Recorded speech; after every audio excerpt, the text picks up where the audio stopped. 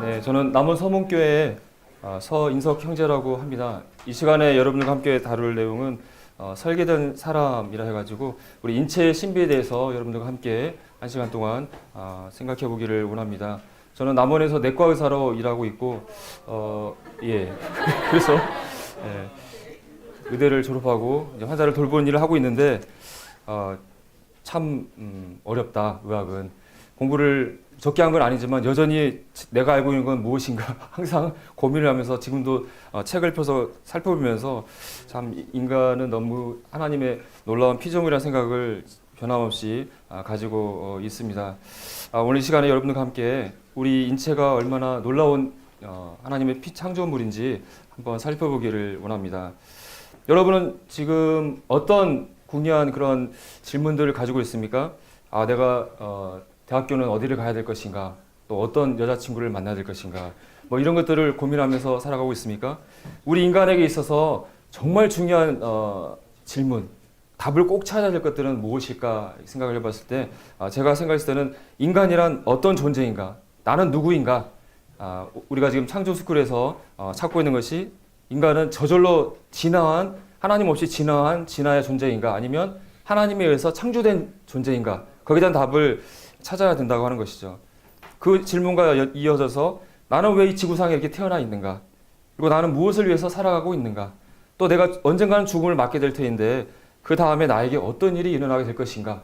여기에 대한 질문들, 거기에 대한 답을 찾아야 된다고 생각이 됩니다. 여기에 대한 답을 찾기 위해서 여러분들이 우리 남원 서문교회의 창조스쿨에 오셨다고 생각이 되어집니다. 이 네 가지 인생에 대한 중요한 질문에 대한 답을 크게 두 가지로 생각해 볼 수 있을 것 같습니다. 우리가 하나님을 믿지 않는 일반 사람들은 이런 학교에서 배우는 대로 인간이 그냥 진화했다고, 우연히 존재한다고 생각하고 자신이 원하는 대로 마음껏 살다가 사람이 죽으면 그것으로 끝난다고 생각하면서 살아갈 것입니다. 하지만 하나님의 말씀은 우리 인간은 저절로 생겨난 것이 아니라 하나님에 의해서 아담과 하와가 창조되었고 아담과 하와의 후손들이 바로 우리들이고 우리는 그냥 저절로 생겨난 것이 아니라 하나님의 영광을 위해서 태어났고 또 하나님의 영광을 위해서 살아야 되고 또 죽는 것으로 그것이 끝나는 것이 아니라 죽음 이후에 하나님이 계시는 다음 세계가 있다는 것을 성경은 우리에게 말씀해 주고 있는데 두 가지가 다 맞을 수는 없겠죠. 여기에 대한 답을 여러분이 찾기를 바랍니다. 그래서 정말 인간이 저절로 생겨났는가 아니면 하나님에서 창조되어야 되는가에 대해서 오늘 이 시간에 여러분과 살펴볼 텐데요. 먼저 여기 작은 쥐덫이 있는데요. 여러분 쥐덫을 본 적이 있습니까? 본 적이 있어요. 요즘은 너무나 환경이 좋아져가지고 쥐를 보기도 쉽지 않고 쥐덫을 본 적도 별로 없을 것 같아요. 네, 이 쥐가 이렇게 치즈를 먹으려면 굉장히 노력이 필요한 거죠. 네, 근데 이 쥐덫이 보면 뭐 간단하게 돼 있죠. 판자에 막대기, 망치, 뭐 걸쇠 이런 것도 돼 있는데, 네네, 쥐를 하나 잡기 위해서 이렇게 쥐덫이 만들어지는 것이죠. 그래서 쥐가 와서 이 먹이를 딱 건드리게 되면 이 망치가 팍 튀어나와서 쥐를 이렇게 잡는 것이잖아요. 근데 여러분 이 쥐덫에 있는 몇 개 안 되는 그런 구조물들이 있는데 이것들 가운데 하나가 망가지거나 부품이 사라지면은 이 쥐덫이 기능을 할까요, 안 할까요? 기능을 하지 못하겠죠. 그리고 이 쥐덫의 부품들을 이렇게 모아놓고 통에다 놓고 아무리 막 흔들었을 때 이 쥐덫의 모양으로 조립이 될 수 있을까요, 없을까요? 어렵겠죠. 아주 간단한 장난감 가지고 여러분 놀다가 어떤 부품이 망가졌을 때 그것을 조립을 했을 때 그게 저절로 들어가는 것이 아니라 연구를 해가지고 이거 어떻게 맞출까 해서 사람이 그걸 집어넣어야지만 장난감이 조립이 되잖아요.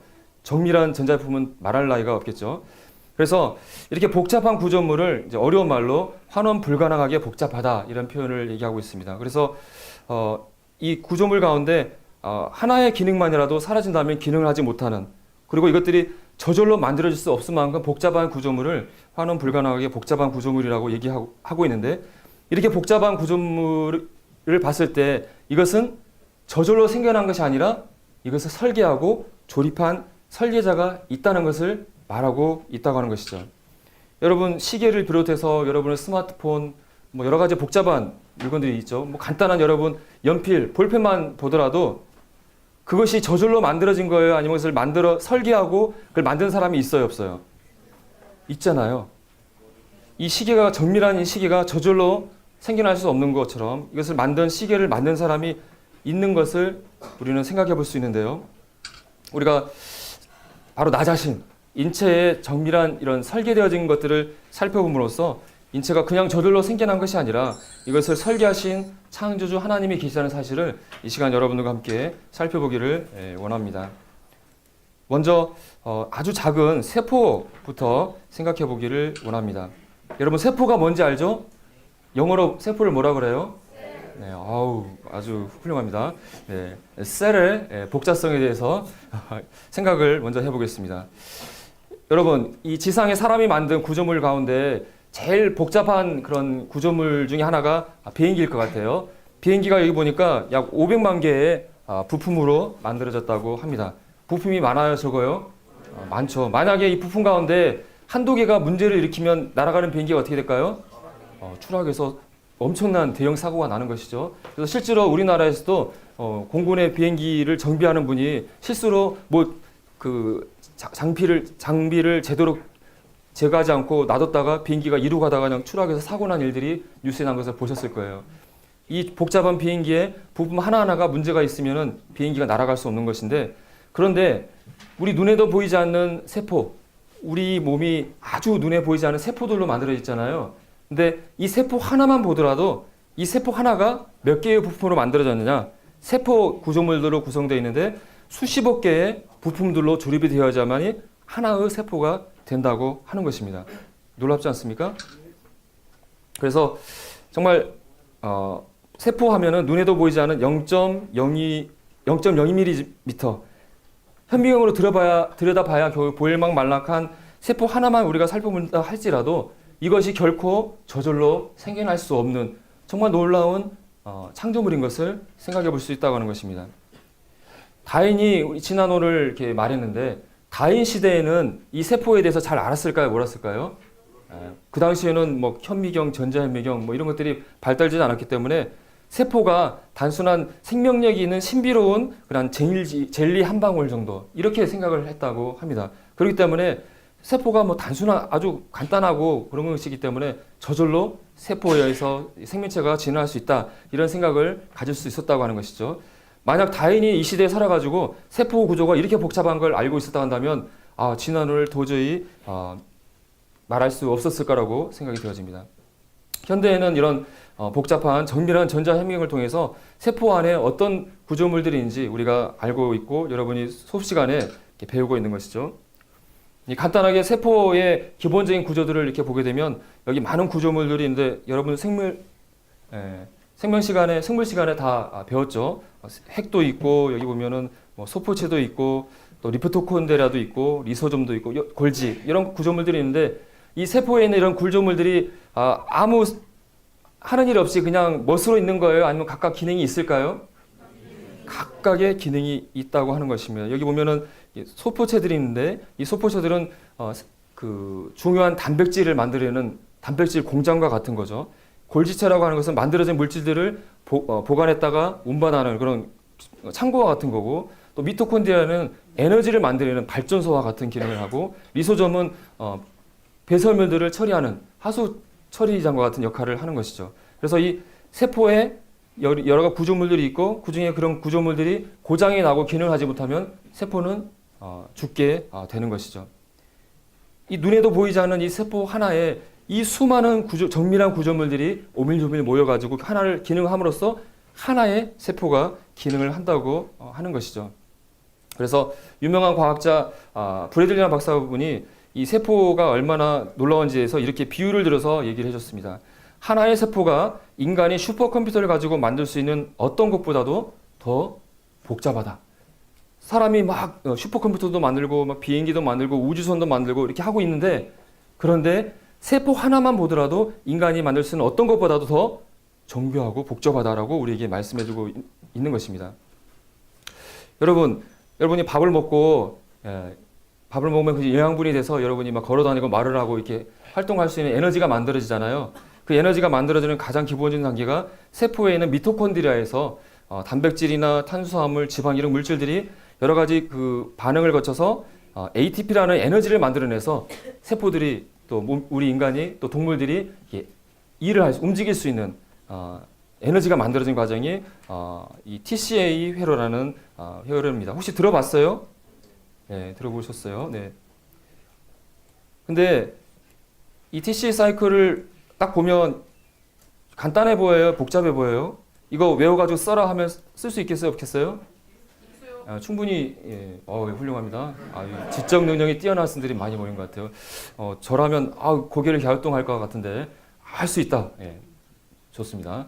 자, 그런데 이것은 전체가 아니고 간략하게 줄인 것입니다. 그래서 이걸 진짜 원본을 이렇게 보게 되면 이런 것들을 간략하게 줄여서 보여주겠다고 하는 거예요. 수많은 단계가 이렇게 복잡한 것이 과정을 거쳐야만 에너지가 나온다고 하는 것이죠. 자, 이거 외워서 쓸 수 있겠어요? 네, 어렵죠. 어렵습니다. 네. 이 세포 하나에 이 미토콘드리아에서 이루어지는 에너지를 만드는 이 과정 하나만 보더라도 우리 인간의 두뇌를 뛰어넘는 놀라운 복잡한 과정들이 들어있는데 이것이 어떻게 아무런 지성이 없는 무생물에서 이런 것들이 저절로 나올 수 있겠느냐 하는 것입니다. 또 유명한 화학자인 파울리라는 분도 세포에 대해서 비유를 하기를 하나의 인간의 세포가 뉴욕시보다도 더 복잡하다. 비유를 들어서 얘기를 해주고 있어요. 여러분, 뉴욕시가 얼마나 복잡할까요? 뉴욕은 안 가봤으니까 서울만 가더라도 뭐 명적도 명적이지만 수많은 건물들이 있고 이 도시가 기능을 하기 위해서 발전소가 전기를 만들어내야 되고 또 뭐 하수구나 그런 쓰레기를 처리하는 것도 있어야 되고 도로가 있어야 되고 엄청난 것들이 이 도시 안에 움직이고 있잖아요. 그래서 만에 하나 전기가 고장이 나서 정전이 돼버린다. 그럼 어떻게 돼요? 또 쓰레기를 처리하는 처리하는 일이 중단돼 버린다. 도시가 난리가 나잖아요. 그런데 그런 복잡한 그 도시의 모든 기능과 그런 구조들이 사실은 세포 하나보다는 간단하다고 이런 비유를 들어서 얘기하고 있다고 하는 것입니다. 여러분, 앞에서 비행기의 예를 드렸었는데 비행기가 어떻게 만들어졌냐면 이렇게 고물상이 있었는데 고물상에 어느 날 토네이도가 막 불어가지고 이 부품들이 쓰레기들이 막 공중으로 날아 올라간 다음에 그 다음에 부품들이 땅으로 떨어지면서 탁탁탁 맞아 들어가면서 비행기가 만들어졌어 라고 얘기를 한다면 여러분 믿으시겠어요? 안 믿으시겠어요? 말도 안 된다고 생각을 하실 것입니다. 그런데 이 비행기보다도 정밀한 이 세포 하나가 그냥 우연히 저절로 만들어졌다고 얘기하는 것은 과연 타당한 얘기인가 생각해 보시기를 바랍니다. 우리 오전 시간에 이 세포 안에 또 핵 안에 DNA라는 유전 정보가 담겨 있다는 것을 여러분 잘 들었을 것입니다. 더군다나 이 세포 안에는 우리 사람이란다면 사람이 어떻게 만들어지고 어떻게 기능을 해야 되는지 모든 유전 정보가 이 세포 하나 안에 유전 DNA에 다 잠겨져 있다고 하는 것이죠. 이 세포에는 이 생명체, 우리 인간의 생명 설계도가 또 인간에 대한 모든 정보가 이 DNA에 담겨져 있는 것을 우리는 알 수가 있습니다. 그런데 이 눈에도 보이지 않은 작은 세포 안에 담겨져 있는 우리 아무리 뛰어난 과학자라도 다 인간의 DNA에서 알지 못하잖아요. 이 DNA에 담겨있는 인체의 놀라운 이 신비로운 정보들이 이 DNA에 들어있다는 것은 무엇을 의미하는 것일까요? 설계도가 있다는 것은 이 설계도를 그린 설계자, 디자인한 디자이너가 있다는 것이죠. 그리고 그 안에 놀라운 정보가 들어있다는 것은 그것을 이 DNA에 정보를 집어넣은 지성을 가진 존재가 있다는 것을 우리에게 설명해 주고 있다고 하는 것입니다. 여러분, 이 세포 하나만 살펴본다 할지라도 이 생명체, 특히 나라는 인간은 저절로 생겨날 수 없다는 결론을 내리게 된다고 하는 것입니다. 자, 다음에는 좀 규모를 키워서 어떤 장기들에 대해서 한번 생각해 보도록 하겠습니다. 여러분, 저를 바라보면서 여러 가지 생각들을 하겠죠. 저를 보면서 졸린다, 빨리 끝났으면 이런 생각도 하시는 분도 있고 여러 가지 생각들을 하고 있었는데 여러분, 근데 지금 오늘 하루 하여튼 태어나서부터 살아오면서 수많은 생각들을 하면서 살아왔잖아요. 그 생각하는 일을 여러분 머릿속에 있는 뇌가 하고 있는데 뇌가 어떤 구조인지 한번 살펴보도록 하겠습니다. 뇌의 무게는 약 1에서 1.4kg 정도라고 하고 그렇게 무게는 많이 나가지 않아요. 그런데 몸무게의 2%밖에 되지 않지만 아주 많은 활동을 하기 때문에 전체 몸의 산소량이나 혈액의 20%를 소비하고 있고 심장의 3배의 에너지를 소비한다고 합니다. 그래서 실제로 우리가 공부 열심히 하다 보면 막 많이 안 움직여서 막 피곤하는데 그런 게 이런 이유인 것 같습니다. 자, 뇌를 보니까 꼭 호도 같기도 하고 두부 같기도 하고 신기한 모습으로 되어 있습니다. 혹시 여러분 뇌를 들여다본 적 있나요? 예? 네, 놀라운 능력을 가지고 있습니다. 네. 자, 과연 이 뇌가 어떻게 해서 이렇게 사람으로서 말도 하고 생각도 하고 이렇게 하는 것일까?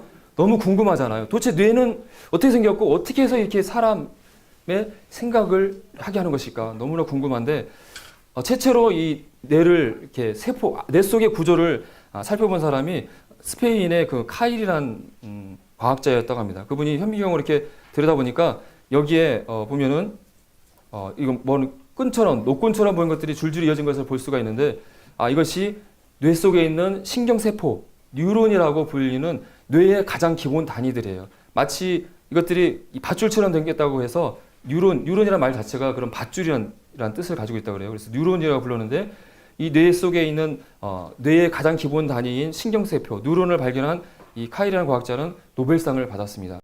그래서 뇌가 어떻게 뇌가 이렇게 기능을 하지? 뇌를 현미경으로 들여봤더니 뇌가 이런 뉴런이라는 신경세포들이 가득 차 있다는 것을 일단 알게 되었어요. 그래서 더 연구를 해보니까 사람의 뇌에는 신경세포가 있는데 약 1000억 개 정도의 신경세포가 있다는 걸 알게 되었어요. 여러분 1000억 개 하면은 어떤 숫자가 떠올라요?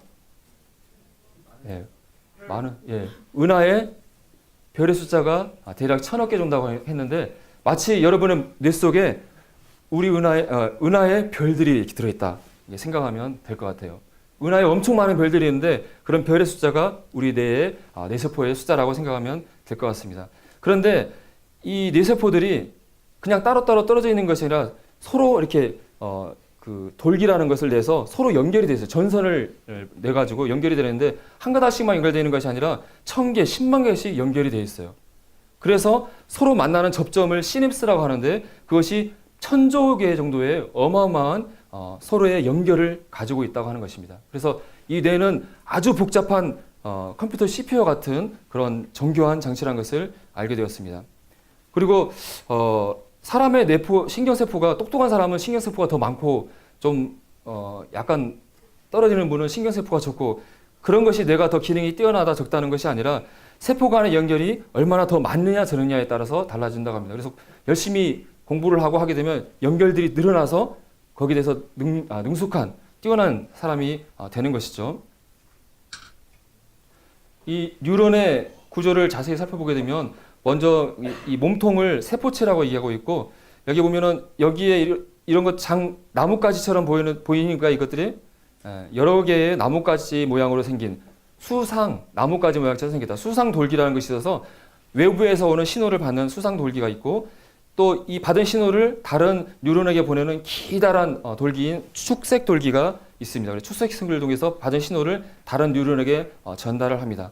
그리고 이 돌기들은 딱 붙어 있는 것이 아니라 미세한 틈을 통해서 연결되어 있는데 그것을 시냅스라고 합니다. 뭐라고 한다고요?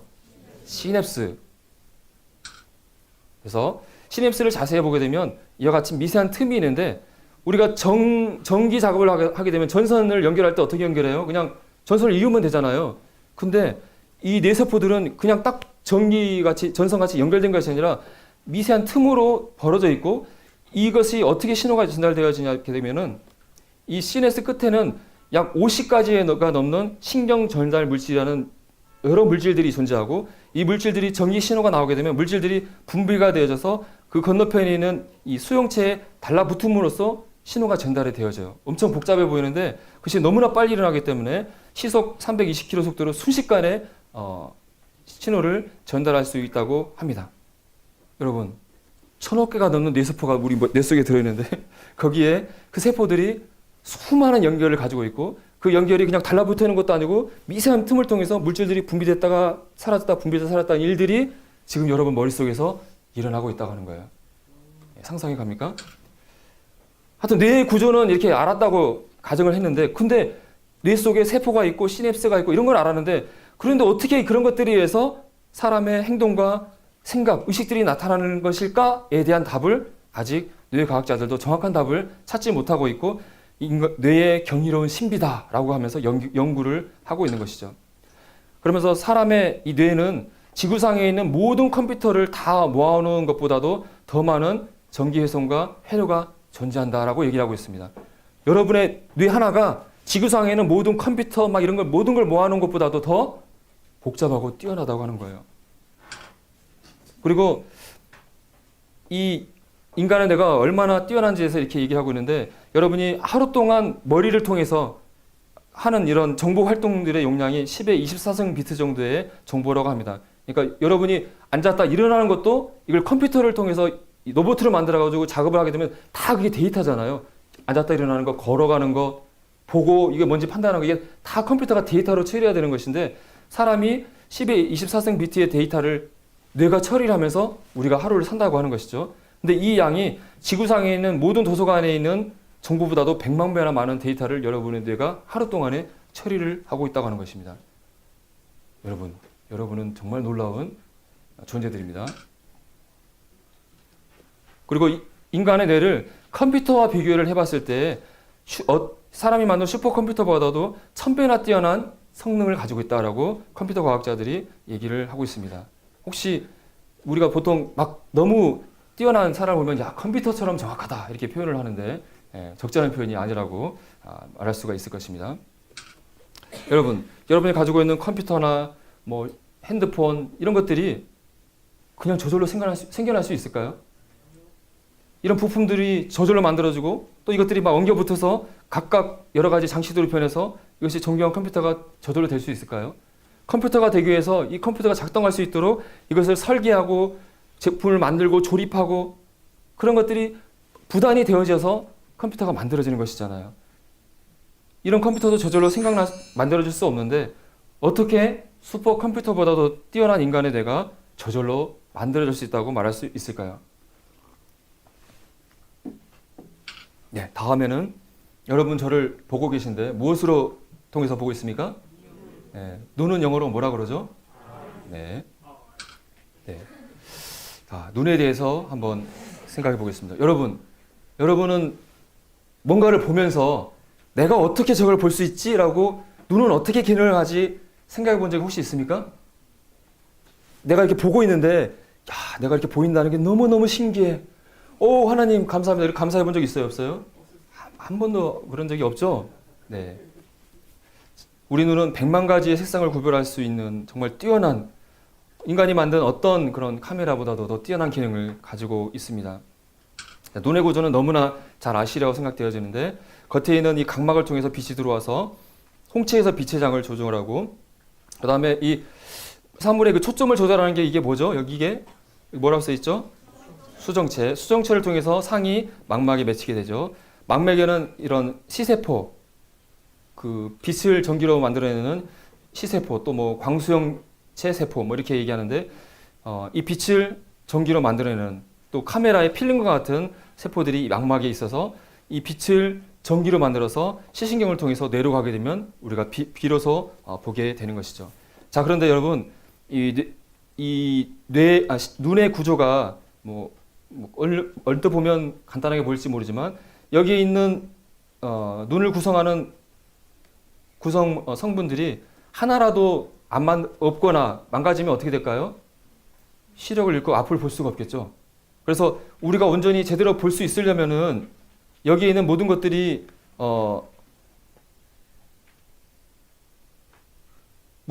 기능을 완전히 한테서 한 자리에 조리됐을 때만 눈을 볼 수 있겠죠.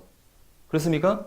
하나라도 불안정하거나 없다가 나면 앞을 볼 수가 없고 만약에 태어날 때부터 앞을 볼 수 없는 상태로 있다면은 잘 살 수 있을까요? 없을까요? 생존하기가 어렵겠죠. 자, 망막에 있는 시세포들에 대해서 살펴보게 되면 망막에는 1억 3천만 개의 간상세포, 간상세포라는 것은 막대기처럼 생긴 세포라고 그래요. 강상세포는 빛 가운데 어떤 역할을 담당하는지 알아요? 흑백만을 담당하고 색상을 보는 데 관여하지는 않습니다. 하지만 굉장히 작은 빛에도 반응한 민감도를 가지고 있다고 합니다. 그리고 700만 개의 원추세포, 추처럼 생긴 원추세포가 있는데 숫자는 적지만 이것들은 색상을 구별하는 역할을 합니다. 그래서 이 C세포들이 빛을 받아서 그걸 전기 신호로 만들어서 그것들이 신호가 만들어져서 우리가 볼 수 있게 되는데 이것이 과학자들이 연구를 해봤을 때 그냥 이게 저절로 일어난 것이 아니라 이것을 인공 눈을 만들어서 이걸 시뮬레이션을 해보려고 했을 때 엄청난 계산이 필요하고 어떠한 복잡한 컴퓨터보다도 복잡한 계산이 우리 눈에서 일어나고 있다라고 얘기를 하고 있습니다. 여러분 지금 저를 보고 있는데 어떻게 이 빛을 우리가 인식하게 되는가 그 과정을 간략하게 보게 되면 간상세포라는 막대기 같이 생긴 세포가 있는데 여기에 무슨 색으로 보여요 이게? 빨간색으로 보이죠? 홍자색의 감각물질이 이 강상세포에는 있습니다. 그래서 그 감각물질, 빛에 대해 반응하는 물질을 여기 뭐라고 써 있어요? 로놉신. 로놉신이라는 감각물질이 있어요. 그래서 이 로놉신이라는 물질이 빛에 반응을 하게 되는데 여기에 로놉신, 우리말로는 시용이라고 하는데 이 빨간색의 시용이 빛을 받게 되면 이 로놉신이 레티넨과 옵신으로 두 개로 분해가 돼요. 그러면서 에너지가 만들어지게 돼요. 전기 신호가. 그래서 그것이 전달돼서 시신경을 통해서 내려가게 되면 빛으로 인식하게 돼요. 그리고 이 두 개로 분리되어진 이 레티넨과 옵신은 어두운 곳으로 가게 되면 반대로 에너지를 흡수하면서 이것이 로놉신으로 다시 하나로 되어져요. 이것이 반복이 되어지는 거예요. 그리고 여러분 어두운 데 막 들어갔을 때는 잘 안 보이죠. 그런데 시간이 지나면 점점 잘 보이기 시작하죠. 그것은 바로 레티넨과 옵신이 분리되어 있는 상태로 있을 때는 어두운 데 갔을 때 볼 수 없는데 어두운 데 들어가서 이것들이 다시 결합이 돼서 로놉신으로 많이 만들어지게 되면 이제 어두운 데서도 이제 보이는 것이 가능해지는 것이에요. 그런데 빛을 인식하기 위해서 이 세포 하나에서 이런 복잡한 과정이 일어나고 있는데 여러분이 지금 눈을 뜨고 보고 있는 이 순간에도 여러분에 있는 그 수많은 C세포에서 계속해서 이 반응이 지금 일어나고 있다고 하는 것입니다. 그래서 여기 있는 간상세포, 원추세포에서 이런 반응들이 일어나면서 전기신호가 만들어져서 이렇게 쭉 순서를 따라서 뇌까지 전기신호가 전달이 되어서 우리가 비로소 볼 수 있게 된다고 하는 것입니다. 그리고 이 전기신호가 만들어져서 뇌로 가는 것이 그냥 그런가 보다 간단하게 생각할 수 있지만 이것을 그냥 저절로 되는 것이 아니라 이 하나의 신경세포에서 마치 컴퓨터가 계산하는 것처럼 엄청난 계산이 일어나야만 우리가 뇌에서 이것을 영상으로 이해할 수 있다고 합니다. 여러분 가진 그 카메라에 보면은 센서가 있죠. 빛을 감지하는 센서가 있는데 이 센서만 있는 것이 아니라 그 신호를 처리하는 조그마한 컴퓨터 칩이 옆에 붙어 있는 것을 알 텐데 마치 그와 같이 우리의 눈도 그냥 단순한 빛을 받아서 전기신호를 만드는 것으로 끝나는 것이 아니라 이것들을 계산하는 것이 우리 세포 하나에서, 우리 망막에서 엄청나게 일어나고 있다고 과학자들이 얘기를 하고 있습니다. 그래서 세포 하나에서 0.01초 동안에 일어난 일을 컴퓨터를 통해서 시뮬레이션을 하려고 하면은 그것이 수분이 걸리게 되고 이 눈에서 1초 동안 일어나는 것을 컴퓨터로 이것을 모방을 하려고 한다면 슈퍼컴퓨터로 최소 100년이 걸린다라고 얘기를 하고 있습니다. 여러분은 아무 생각 없이 이렇게 눈 뜨고 바라보고 있는 동안에 이 망막에서 슈퍼컴퓨터가 막 가동이 돼가지고 여러분이 눈에 보이는 것들을 막 계산해가지고 막 보내셔서 여러분이 지금 비로소 볼 수가 있다고 하는 것이죠. 여러분 빛의 가장 최소 단위를 광자라고 하는데 색깔을 구분하는 원추세포에서는 100개의 광자가 도달해야 빛을 인식한다고 합니다. 그런데 이 흑백을 구분하는 감상세포는 몇 개의 광자가 도착하면 빛을 인식하는지 아십니까? 한번 맞춰보세요. 네. 단 한 개의 광자만 도착해도 인식할 수 있다고 하는 거예요. 놀랍지 않습니까? 사람이 만든 카메라는 최소한 100만 개 정도의 광자가 들어와야지 인식할 수 있는데 우리의 이 망막은 이런 작은 빛에도 반응할 만큼 뛰어난 성능을 가지고 있다고 그래요. 그래서 여러분 핸드폰 카메라 가지고 어두운 데 가서 딱 찰칵 찍었는데 어두운 데 가서 찍으면 어떻게 나와요? 후레쉬가 안 틀어지면은 시커멓게 나오잖아요. 내 눈에는 환히 보이는데. 그런 거 경험해 본 적 있어요? 네, 왜냐하면 우리의 망막은 그만큼 뛰어난 성능을 가지고 있기 때문입니다. 여러분 이런 카메라나 핸드폰에도 우리가 카메라가 있는데 인간이 만든 카메라가 저절로 만들어졌겠습니까? 정말 좋은 성능을 내기 위해서 수많은 연구자들이 렌즈를 개발하고 그 센서를 개발하고 그렇게 해서 만들고 있는데 인간이 만든 어떤 카메라, 비디오 카메라보다도 여러분이 가지고 있는 눈은 훨씬 더 정교하고 뛰어난 성능을 가지고 있다고 하는 것입니다. 이 놀라운 눈이 진화에 의해서 우연한 사건에 의해서 저절로 만들어질 수 있을까요? 그래서 진화 눈을 만들었던 찰스 다윈마저도 사람의 눈을 살펴봤을 때 이 정교한 눈의 이런 기능을 봤을 때 이것이 저절로 만들었다고 생각하기는 솔직히 말해서 너무 터무니없어 보여. 내가 생각해도 그래. 이런 얘기를 했었다고 합니다. 그래서 인간의 눈의 복잡함을 생각할 때 자신을 오싹하게 만든다고 시인을 했다고 하는 것입니다. 자, 다음에는 귀에 대해서 또 한번 생각해 보겠습니다. 여러분, 제가 여러분에게 이렇게 얘기를 할 때 잘 들리십니까? 예, 여러분 들으면서 내가 저 앞에 있는 강사님이 말을 하는데 내가 어떻게 듣고 있지? 이건 놀라운 기적이야 하면서 막 놀라고 계신 분이 혹시 계십니까? 네, 우리가 어떻게 소리를 들을 수 있는지 한번 또 살펴보기 원합니다. 우리의 귀는 100만 개 정도의 여러 가지 부품들이 모여져 있고 우리의 귀는 듣는 것, 또 몸의 균형을 유지하는 기능을 하고 있는데요. 이 듣는 것에 관련되어진 달팽이 관에는 15,000개 정도의 청세포, 또 이 청세포에는 선모가 달려있기 때문에 유모세포라고도 부르는데 이 소리를 듣는 데 관련되어진 청세포가 이 달팽이관에는 있습니다. 귀는 현대과학이 이루지 못한 놀라운 기술을 사용한다고 얘기하고 있는데 혹시 여러분 귀가 안 들리신 분들이 인공 귀를 넣어가지고 유창하게 말하고 다니는다는 얘기를 들어본 적이 있습니까? 아직까지 인간의 귀를 대체할 만한 발명품을 아직까지 만들어지지 못했죠. 인공 와우라는 것이 나오긴 했지만 아직은 불안정하잖아요. 자, 우리가 듣는 과정을 한번 살펴보게 되면 소리가 깔때기처럼 생긴 귓바퀴를 통해서 외이를 통해서 이렇게 들어오게 되는 것이죠. 자, 귓바퀴를 통해서 가면 그 다음에 이게 뭡니까? 고막을 진동시키면 이 고막의 진동이 중위에 있는 어디로 전달이 되는지 아십니까? 여기에는 이 중위에 3개의 작은 뼈, 소리에 듣는 것과 관련된다고 해서 청소골, 따라해 볼까요? 뭐라고요? 청소골.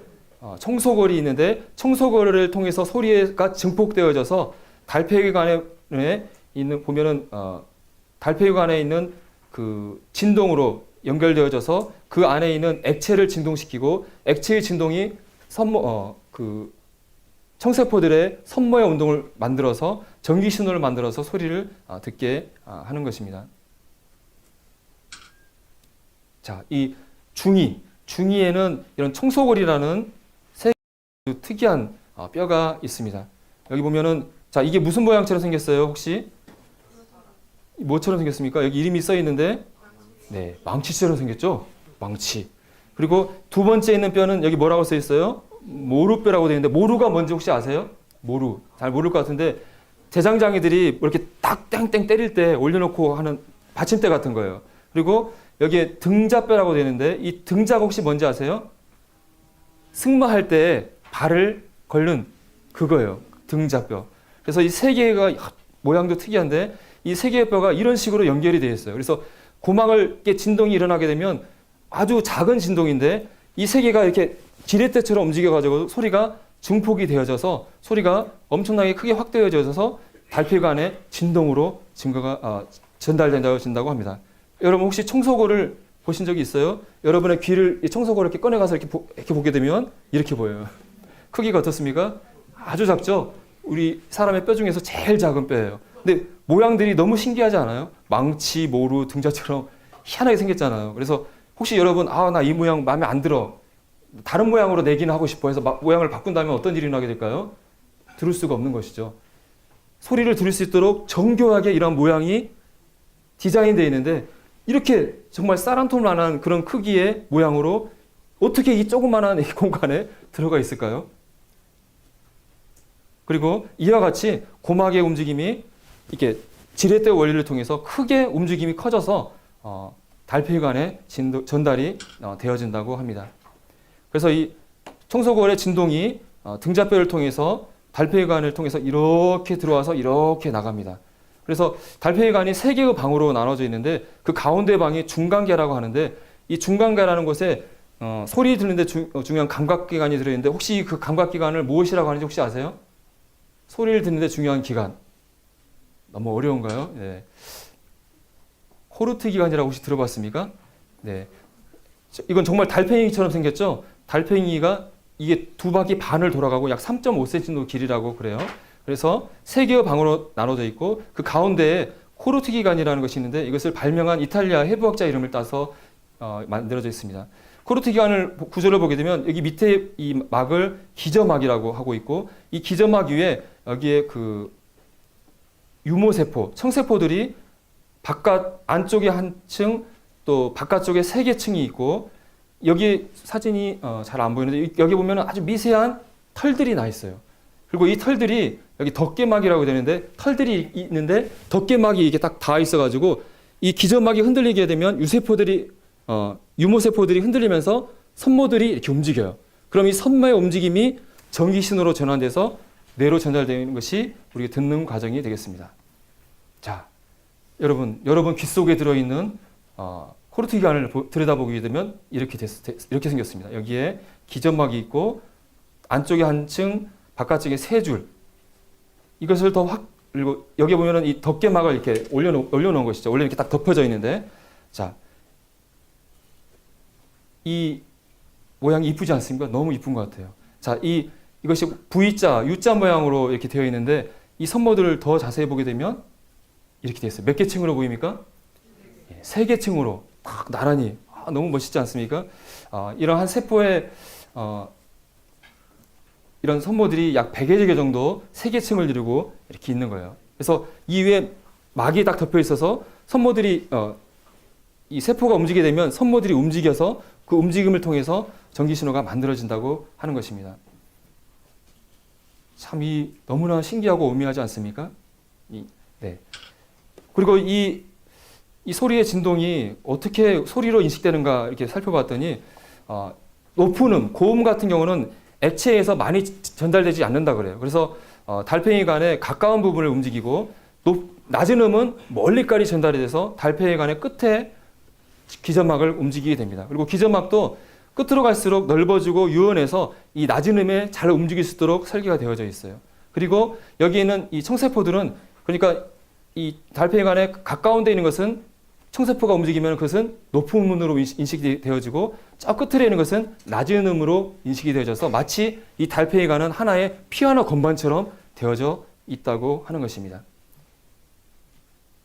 여러분, 이걸 누가 만들었습니까? 여러분이 만들어서 여기다 넣어놨나요? 네. 이거 한번 말씀 한번 읽어볼까요? 자, 시작.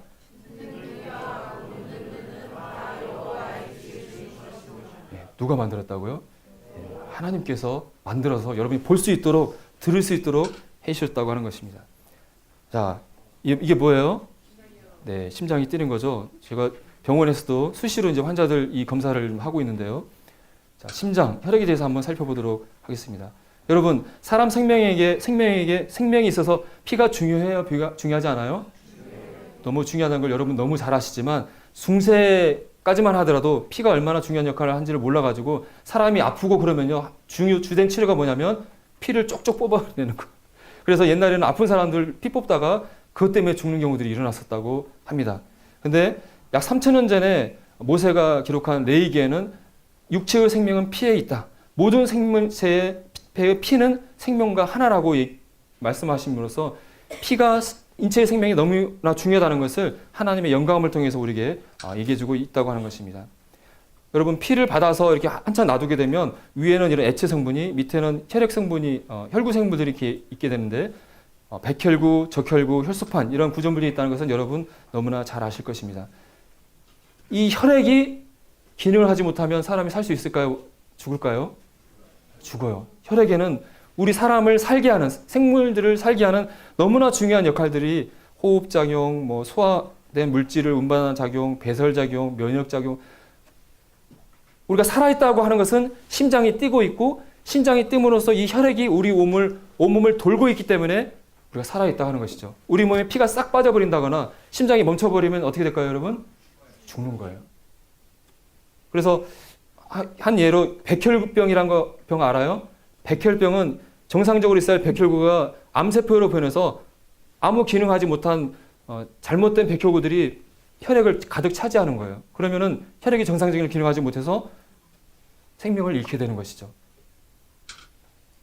어쨌든 이 중요한 혈액이 우리 몸을 온몸을 순환하고 있는데, 여러분 뭐 너무 잘 알겠지만 심장을 통해서, 폐를 통해서 산소를 품은 깨끗한 피가 좌측 심장으로 들어오고, 여기서 온몸으로 피를 뿜어내는 폐순환 또 체순환이 있다는 거, 이런 거 너무나 잘 아실 겁니다. 하지만 이런 것들을 안 것이 최근에 얼마 되지 않는다는 것을 아셨으면 좋겠고요.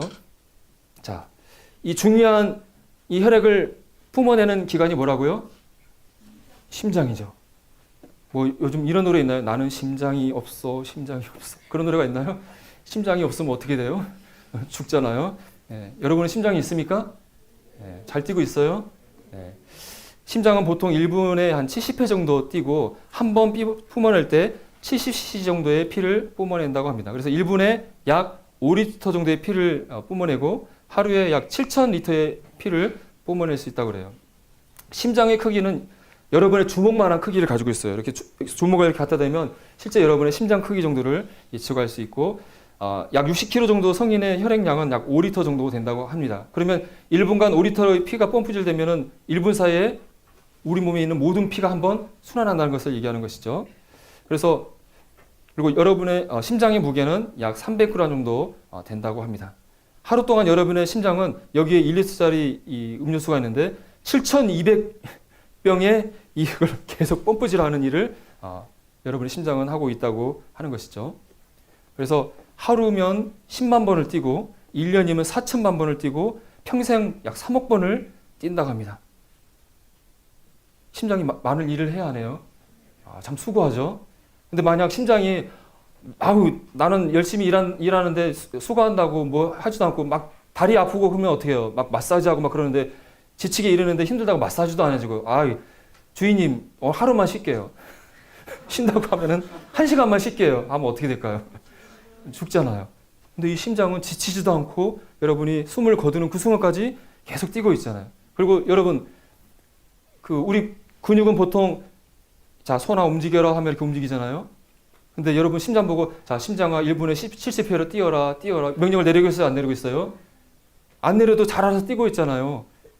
어떻게 여러분이 그럼 그렇게 심장이 여러분 명령이 없어서 잘 뛰도록 여러분이 그렇게 심장을 만들었습니까, 여러분이? 어떻게 그렇게 됐을까요? 심장이 하는 일을 살펴봤더니, 얼마만큼 에너지를 쓰는지 봤더니, 1시간 동안 심장이 하는 에너지를 봤더니 1톤의 쇳덩이를 90cm 이상 올리는 정도의 에너지를 1시간 동안 심장이 하는 일이라고 합니다. 여러분, 1톤 쇳덩이를 여러분 들을 수 있어요, 없어요? 드는 건 생각도 못 하겠죠? 근데 심장이 1시간 동안 하는 일이 1톤 쇳덩이를 거의 1m 가까이 올리는 에너지를 쓰는데 평생 동안 얼마나 많은 일을 한다는 것이겠습니까? 심장이 하는 놀라운 설계를 여러분 여러 가지를 생각할 수 있겠지만, 대표적인 3가지를 생각해 보게 되면, 여러분 우리 심장이 실제로는 펌프가 1개가 아니라 2개의 펌프가 달려있는 것이죠.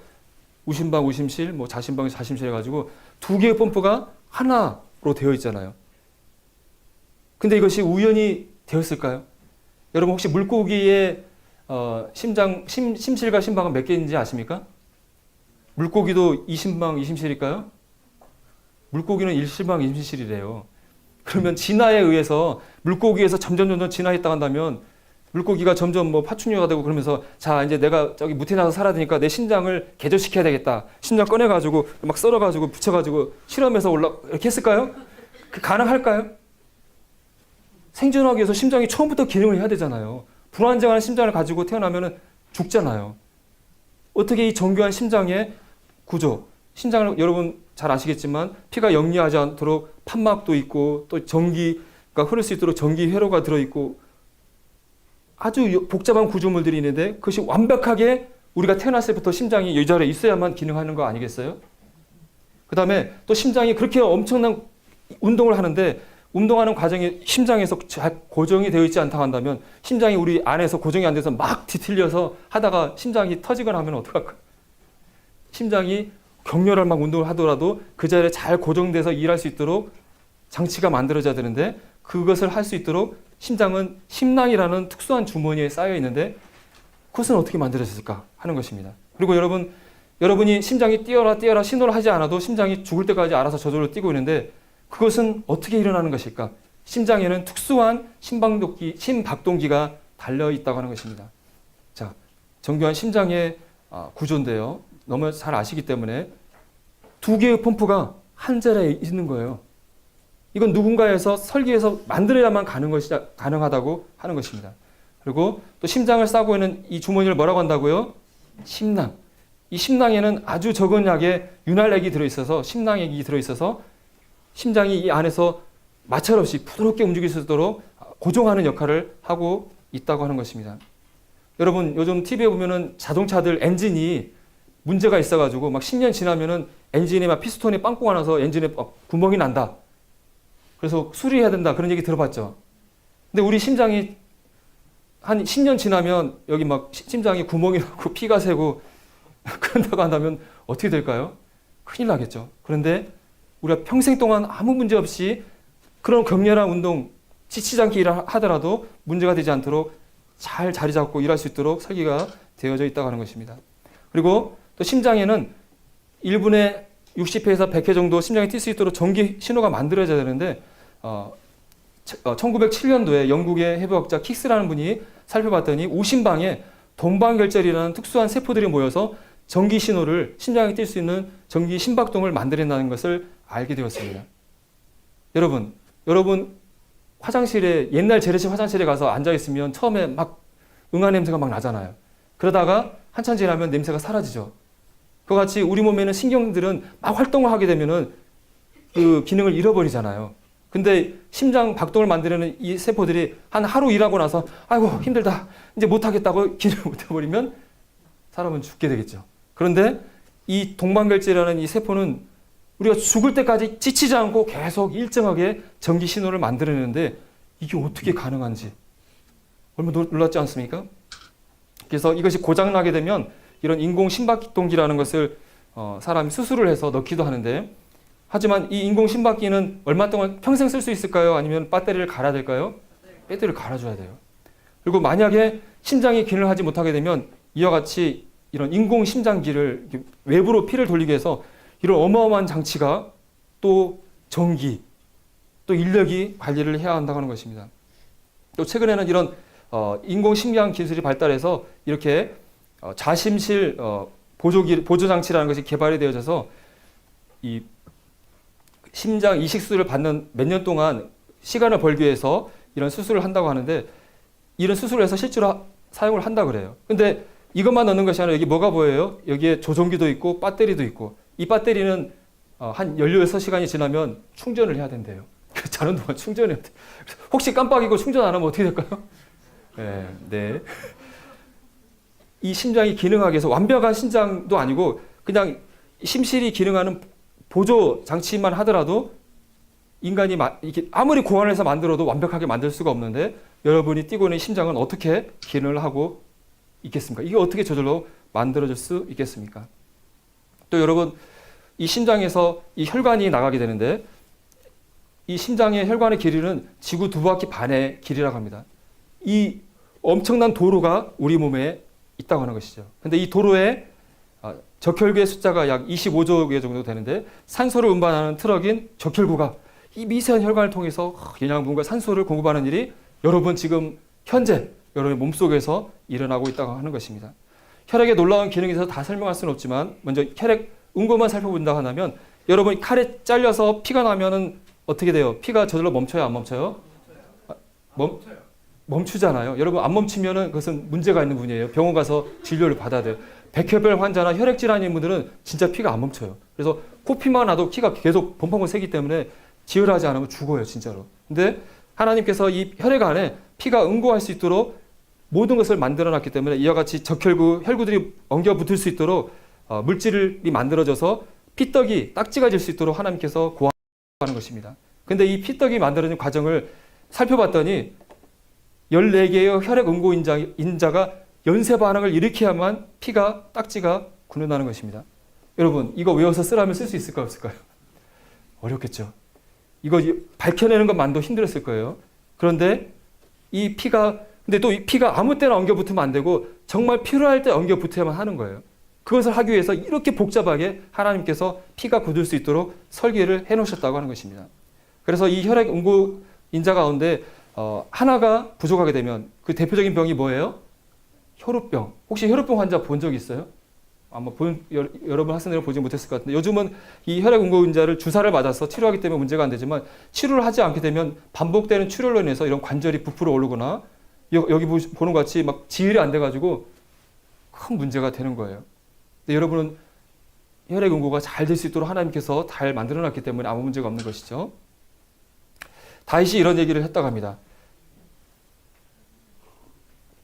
만약에 수많은 연속적이고 점진적인 변형에 의해 형성되기 어려운 복잡한 기관이 존재함이 확인된다면 나의 이론은 완전히 붕괴할 것이다. 여러분, 오늘 이 시간에 인체의 몇 가지만 살펴보더라도 이것이 저절로 만들어질 만큼 간단한 것입니까? 아니면 저절로 만들 수 없을 만큼 복잡하다고 생각하십니까? 네. 여러분이 충분히 결론을 내릴 수 있을 것이라고 생각이 되어집니다. 여러분, 인간이 정말 진화했다고 한다면 이런 모습으로 진화하는 것이 맞지 않을까요?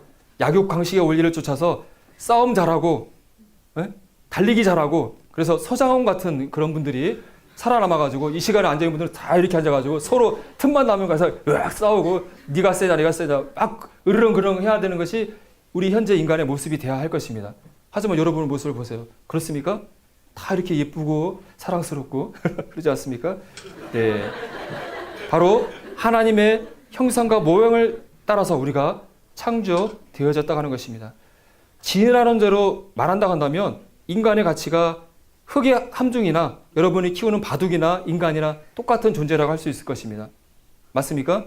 하지만 우리가 하나님에 의해서 창조된 피조물이란다면 우리는 천하보다도 더 귀한 존귀한 자들이라고 하는 것입니다. 자, 이 말씀 같이 한번 읽고 마치도록 하겠습니다. 자, 시작. 내가 주께 감사하옴은 나를 지으심이 신묘막측하심이라. 신묘막측이 무슨 뜻인지 아시죠? 여러분은 하나님에 의해서 창조되어진 너무나 놀라운 신묘막측하게 창조되어진 놀라운 존재라는 사실을 꼭 기억하시기를 바라겠습니다. 이상으로 제 이 강의 마치겠습니다. 감사합니다.